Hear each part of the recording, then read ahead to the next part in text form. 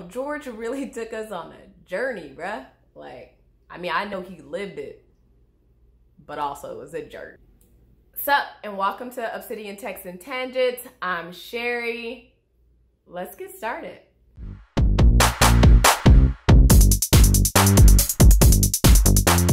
Okay, y'all, so when I went to put together the videos from the vlog that I did, I realized I had never actually did an introduction to the vlog. So here you go. Welcome to my Juneteenth vlog, which was themed after the Queer Blackathon hosted by Jesse over at Bow Ties and Books. I read one book over the course of that weekend, and that was All Boys Aren't Blue. All Boys Aren't Blue is a memoir-manifesto in the form of a series of personal essays written by prominent journalist and LGBTQIA+ activist George M. Johnson that follows his childhood, adolescence, and college life and takes us on the full journey. It stretches through some really traumatic events that have happened in his life to moments of extreme joy and family and support. It was breathtaking at some points and very, very hard to listen to at others because of the trauma in which he experienced. But I think above all else, I was really touched and moved that he was so honest and forthcoming about the life that he's lived up until the point where he wrote the book, for the express purpose that others who may share some or all of the identities that he embodies can see themselves and therefore have permission to exist. It's fantastic. The writing was also very conversational. I was listening to it on audiobook. George narrates the audiobook, so it really felt like he was telling me about his life, which he was technically, but you know, kind of like we was in the same room, and it was great. So I hope you enjoy. Why am I doing finger guns? Stop that.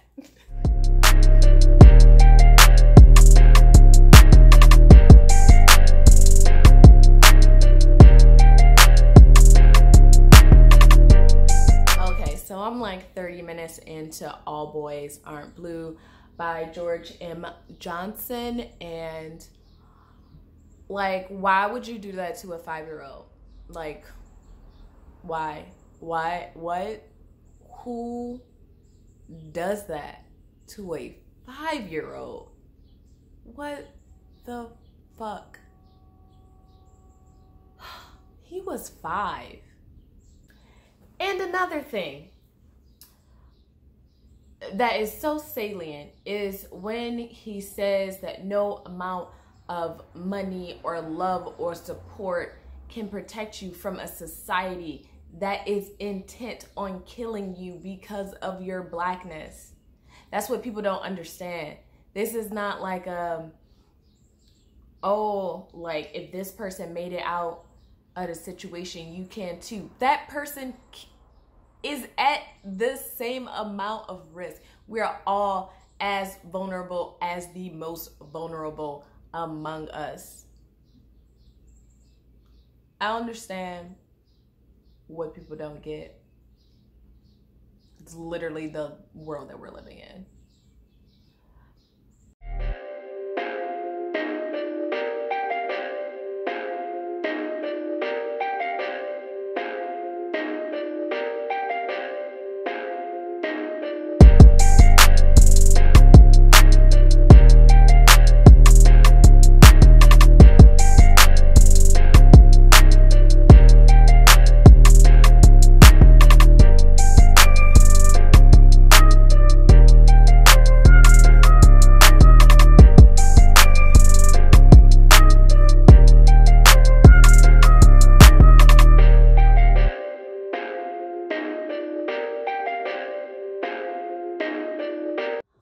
right, y'all, so today is Sunday, June 21st. I did not finish reading All Boys Aren't Blue yesterday because I got distracted by drama and talking to people. But we're back today, ready to finish it out. Also, we're unapologetically dope today, so let's go. I'm currently on Quarantine Page's Sunday reading hour, and it's going to be followed by an interview with Nalo Hopkinson, so that is really fucking exciting.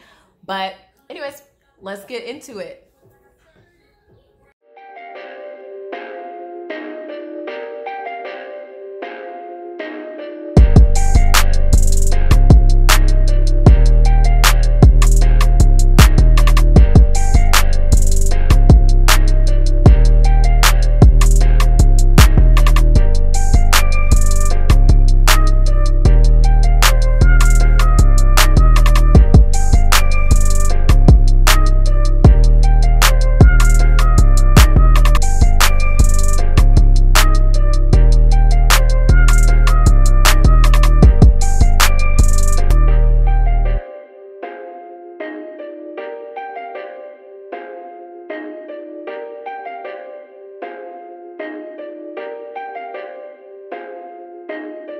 Okay, I actually finished reading or listening to the book during a time where I wasn't able to record on my phone because I was using my phone and the battery was low.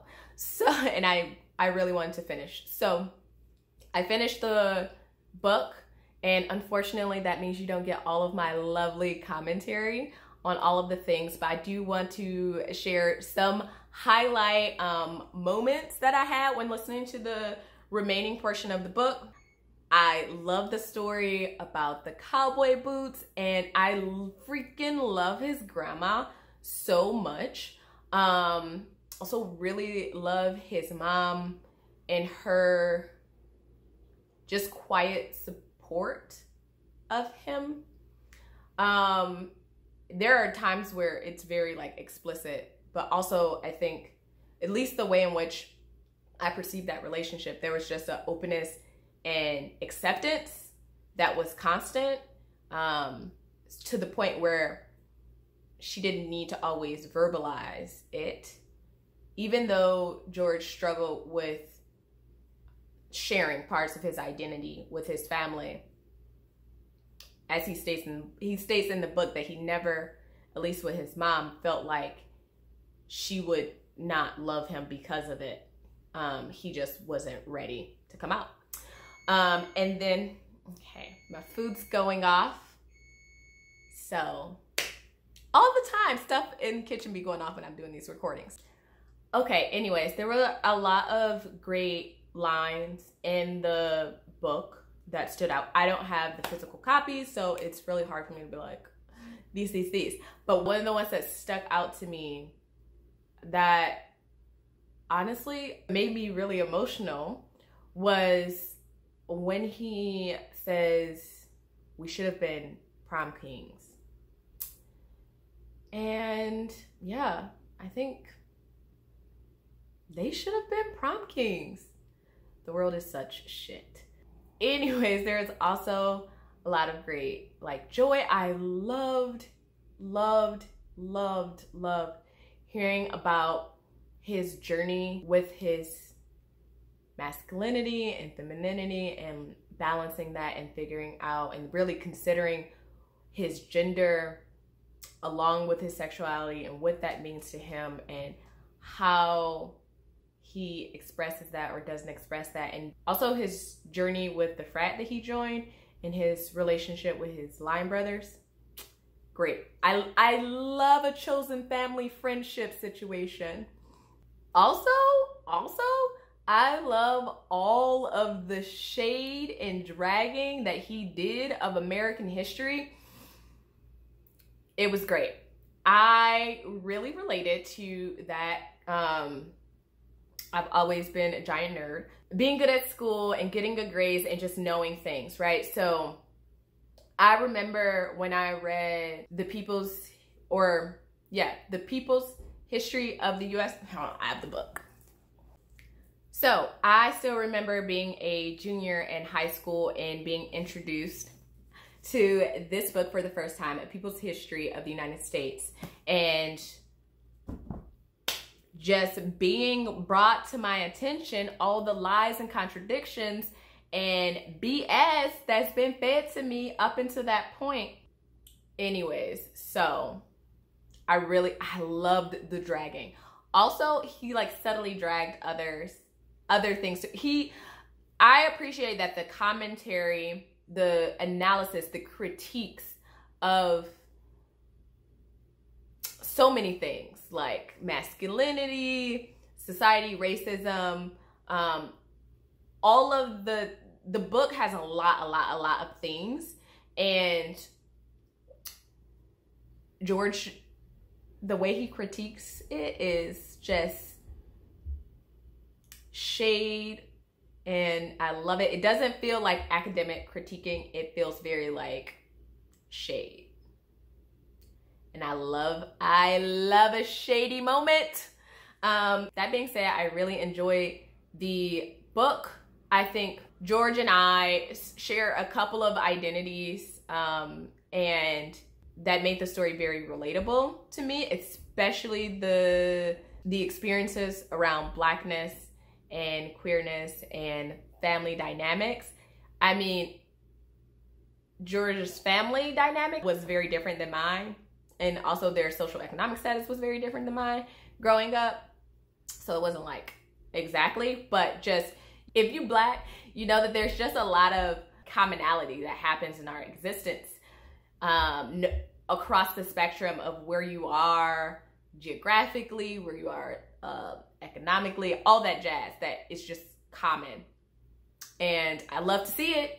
We love to see it. So that was really great. I personally gave the book a 4 out of 5 stars for me. It was really great. I really enjoyed it.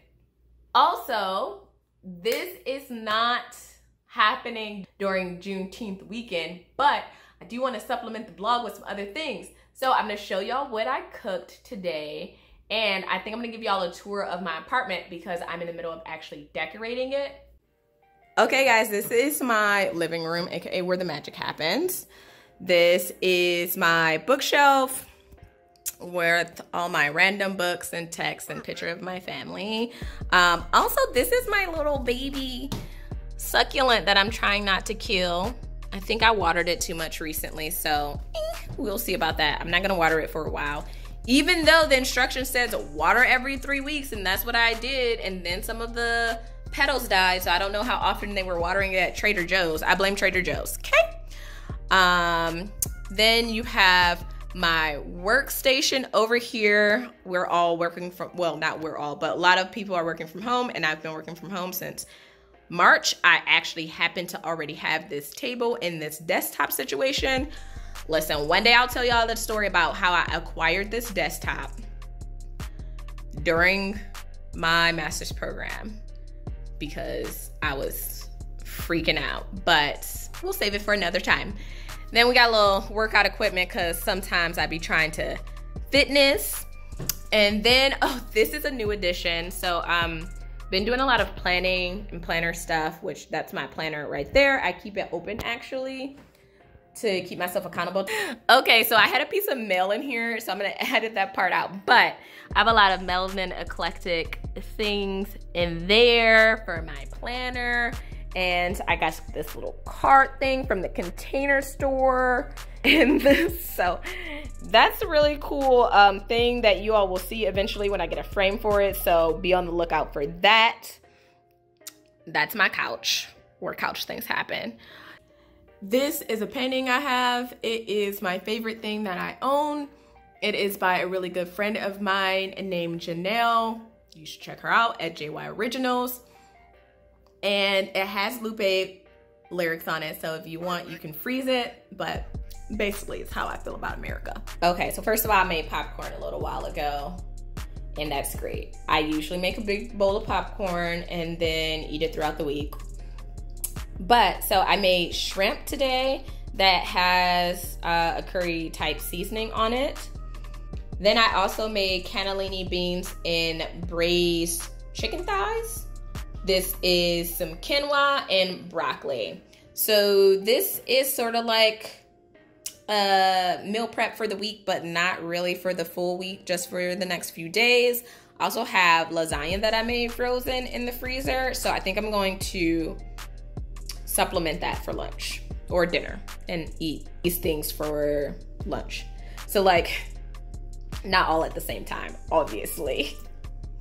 But yes, this is a mix and match situation. Okay. Anyways, that's my dining room in there. We'll talk about that another day. Also, I love my rug. It's a giant rug. I bought it recently. Then we have my vision board over here. And that's that. Maybe I'll talk more in depth about that on a different blog situation. Then we have, I've collect shot glasses and pins. So there's that. Also, this was before GOT7 pissed me off. Also, Tableau is the boss. So anyways, and then I have a movie collection over here and more books. So, and I have my pops. I only have 3 right now. Arya from Game of Thrones. We have Marco from the Saga comic book series. And Yuri from Yuri on Ice. All of them have been gifts to me. And I love them. So yeah, other people buy me gifts. This is my big ass TV. It's usually playing YouTube or Spotify. So anyways, that is the end of my little supplementary material for my blog. I am going to edit the vlog now and hopefully get that up to y'all soon. All right. Thank y'all for watching. Bye.